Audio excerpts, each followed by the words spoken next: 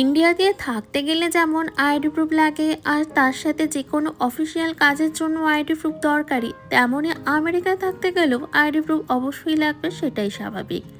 যেহেতু আমরা অন্য দেশের নাগরিক, সে কারণে আমাদের যে কোনো রকমের অফিসিয়াল কাজের জন্য পাসপোর্ট অন্যতম দরকারি জিনিস।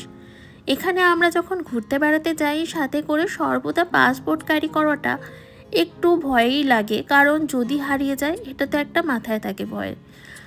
আর তাই এদেশে একটা আইডি বানানো যায়, সেটা হলো রিয়েল আইডি। যাদের ড্রাইভিং লাইসেন্স আছে তাদের আলাদা করে রিয়েল আইডি বানাতে লাগে না, সবগুলো একসাথেই হয়ে যায়। আর আমার যেহেতু ড্রাইভিং লাইসেন্স নেই, সেই কারণে আলাদা করে রিয়েল আইডি বানাতে এসেছি ডিএমভি বা ডিপার্টমেন্ট অফ মোটর ভেহিকেলে।